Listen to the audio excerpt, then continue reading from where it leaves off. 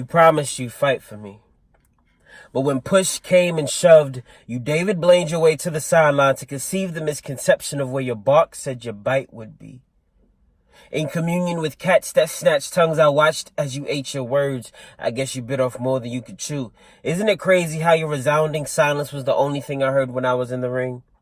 Going pound for pound, I bobbed as you weaved that tangled web of enthusiastic apathy. Excitatory inhibition, always trying to raise my potential without the kinetic to back up the energy, your energy, that didn't have the force to go the distance, which means you didn't have any work. You know that if you studied your physics, because I studied your physics. Subjected to the laws of Newton, your trees had no figs. In other words, your words were fruitless. Yeah. If her heart had a tongue, that's probably what it'd say to me. The grass is always greener on the other side when you're not cultivating your own. See, it's crazy how I had her seasons confused because she autumned in winter like leaf that changed pigment. Fall is what I made her. Declined is what I named her. As I withdrew more than I deposited to her account, my identity was fraudulent. Writing bounce checks written from a name she remembered but didn't recognize. Her face, a song singing sweet symphony serenading my cerebellum, but you couldn't see it coming down my eyes, so I had to make the song cry. As past hurts and transgressions complicated the equation I thought I was supposed to make equal, but how could I solve for my ex when I didn't even know my function? Let's clear out all the assumptions. Reading is not fundamental.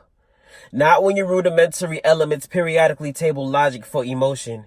Like, don't talk to me means I don't feel heard right now, or I'm okay means you hurt my feelings, or my personal favorite, K. To which I would respond in ways that made you feel alien in my nation. Your love language was foreign to me, yet I left the Rosetta Stone unturned under the guise that I have done enough. I've been patient. I've been kind. Love is patient. Love is kind. The regulations I've regurgitated while at the same time destroying the iris I'm supposed to be a pupil of. An eye for an eye is what I subjected my leadership to. How can the blind lead the blind? We're supposed to be seeing this thing through. Needless to say, I lost sight of 1 Corinthians 13 while I searched through 31 Proverbs to hold you accountable. See, I felt like you owed me and the debt was insurmountable, but love is not alone. But that's all we were. Alone together. Two halves trying to make one whole without our greatest common factor. We were destined to fail. I hope I was able to retain your attention through this lesson plan as I jumped from subject to subject. I don't regret and I don't lament. I just wanted to show you that I learned a lot from you. But some lessons aren't meant to be learned forever. So this I pray, may the Lord watch between me and you while we're absent, one from another.